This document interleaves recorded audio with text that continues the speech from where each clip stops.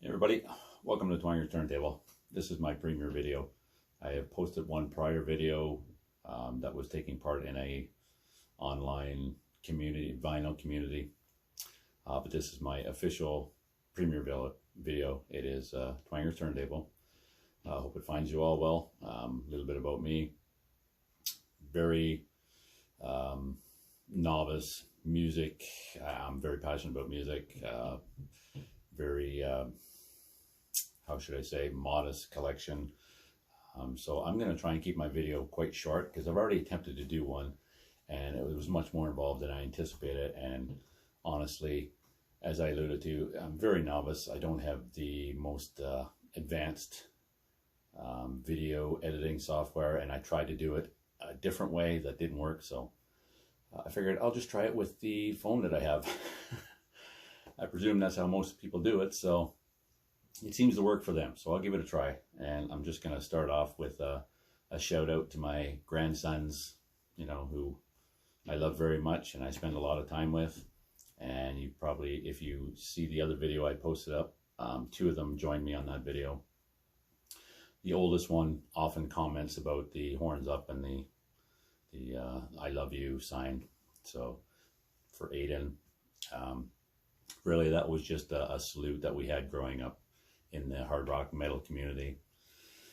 Sort of a fellowship thing, along with our denim and leather, you know, it was a part of the uniform. The other one is more, it's I love you for sign language, hearing impaired. But it was adopted by a lot of metalheads, headbangers back then as well. So similar, entirely different meanings. This was more from Dio with the, you know, it actually means to ward off evil spirits or the evil eye. There's no evil tones to it. It's, you know, totally misunderstood by many. But anyway, so I'll move on. That's for you, Aiden, so you understand. I know you'll see this. That's why your grandpa does that.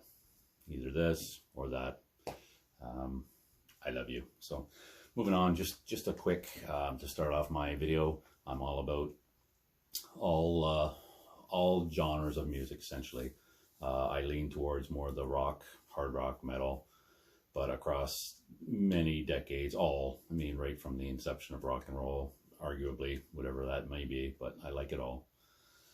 So I'm just going to do a quick top, I figured debut albums that I have just in my collection. These aren't the top 10. I mean, they're just I chose them randomly and actually only in the past few minutes. So this is a very thrown together video. But the first one that came to mind for me as far as debut albums, not debut in his career, but debut solo, was Blizzard of Oz, Ozzy Osbourne.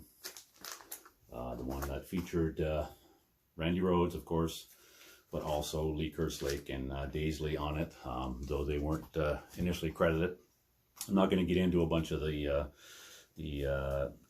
information background about the album, strictly just the ones I grabbed. So that one came to the top of the list for me, Ozzy Osbourne, Blizzard of Oz.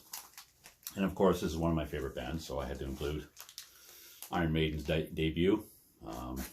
Love this. The following albums would be produced by Birch, so completely different sound. And of course, the first two feature Deano on vocals, so they're quite different. And yeah, but I had to include this. I mean, one of my favorite bands for sure. And their debut, Iron Maiden. Moving on to another one of my faves, Metallica, Kill 'Em All. And I'm just representing the ones I have on vinyl here. So this is Metallica's debut, official with their label signing. They had done a mishmash prior to this on cassette that they used to distribute at their shows and whatnot. Most people know about that, or Metallica fans would know about it, but this is their official debut, Metallica, Kill 'Em All. One of probably the most well-known debuts of all time, and much more news in the forefront in the recent passing of Eddie Van Halen, of course. Is Van Halen's first album. Always loved this one. Huge fan of Alex Van Halen as well, and of course Diamond Dave. Wasn't really Van Halen after he left, in my opinion. Just not for me.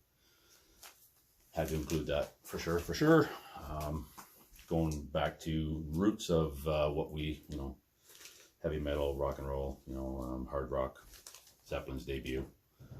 These were all very well schooled musicians by the time they did this, but this album is for sure one of the best debuts of all time. I mean, who could argue that? I'm sure many could come up with a valid argument, but for me, this is right up there, so I have to include that. One of my favorite drummers as well, Bonham. In fact, intuitively, when I think about drums, it's Bonham that comes to mind. And the list wouldn't be complete for me, not to include Rockarola, Priest. Again, I don't know how well it's received in the outside of the Priest fandom, but certainly for all the grief it gets about its production and whatnot, and the issues with the initial record company, Gull Records, who they left, you know, shortly after, I think after Sin After Sin, or Sad Wings of Destiny, sorry. But anyway, great album, Rockarola. I love this album, actually. It's one of my favorite Priests. And then moving on, this wouldn't be complete without these guys. This wasn't actually the debut, but the debut most of us know, and certainly here in North America. AC/DC's High Voltage, great album. Love the Bon Scott era. It's my preferred AC/DC sound. Not that I don't like Brian Johnson. Love a lot of their stuff there too, but Bon Scott, I can put on any of those albums and they are superior to anything of the Brian Johnson era, in my opinion. A little bit of Canadian content.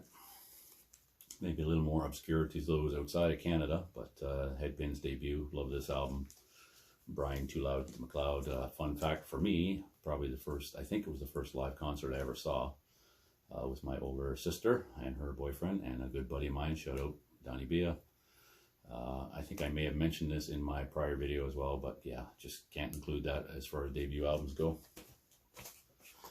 Next up, not everybody, but man, this album was so huge. Most people would be familiar with this, but yeah, not really the hard rock or metal genre, but like I say, I listen to a lot of genres outside of that realm. So Boston's debut, love this. Every track on this is solid. Great album. And then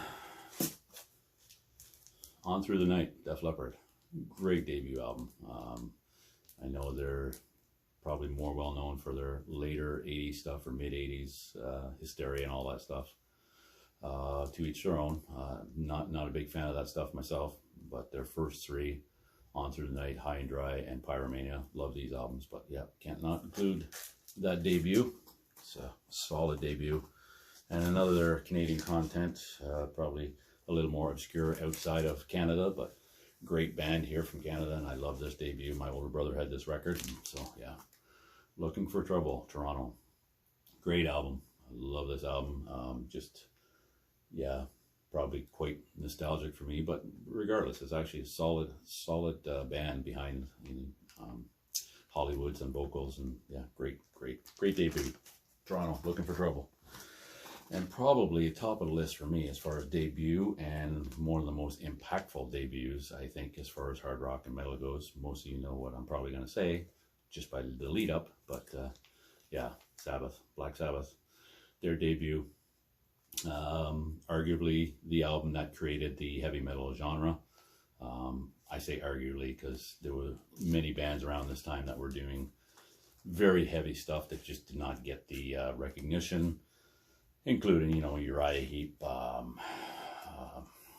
Oh, I can't, I'm having a brain cramp right now, but yeah, a lot of bands. I mean, of course, Deep Purple, but nothing from first track to last track on this is distinctly that toned down blues heavy metal that just had not been done from start to finish prior to this. So this, and that's what I have on vinyl for my favorite debuts, or some of my favorite debuts, not all. A few honorable mentions that I don't have on vinyl. I hope to get on vinyl at some point. Vinyl is my preferred medium. I just like the sound. Nothing sounds better than the little crackle of the needle hitting the wax when you first play it. Just, yeah, that sound. But some honorable mentions. One that I probably mentioned in my previous video as well is Too Fast for Love, Motley Crue. I would love to get my hands on the true debut that was released in Canada and North America think there was only about 900 copies made. Very hard to find, but in fact, even after they signed with EMI and re-released this, many of the track listings, including Stick to Your Guns, was still on that that release, in Canada at least, from my understanding. And so, yeah, this is one of my all-time favorites for sure. Played the hell out of this on cassette, have it on CD, obviously, and digital. Would love to get it on vinyl. Another one in that realm for me. It was pretty obscure at the time. I didn't know a lot of people that had this album. In fact, I could count on one hand, including myself, the people who had this, at least where I was growing up. But that was the debut from Fastway. Love this album. Just a little tidbit about that. I mean, you know, Fast Eddie from Motorhead and whatnot was, you know, part of that lineup. So yeah, great album. Love that. And saw these guys in concert too. During this tour, they actually opened up, I think they opened up for Bon Jovi, if I'm correct. And they stole the show. I mean, this was their debut, Skid Row. Awesome album. Yeah, saw those when I first landed in a big city from a small town, and yeah, blew me away. Not a big fan of the group themselves, but that album, that debut album, really good, solid. So I'm going to leave it at that. Keep it rather short and sweet, hopefully. Hope you like. What my intention would be for this is just to share music that that I think we mutually appreciate and love, and discuss, comment, whatever, and a shout out. It's that time of year. Hope you all enjoy your holidays. However you observe that, happy holidays, happy new year, and hope to see you on another video. Give a thumbs up if you like what you're hearing or seeing. Comment, subscribe, whatever, and I'll see you again on the next one. Keep your turntables turning. Twangers Turntable, out.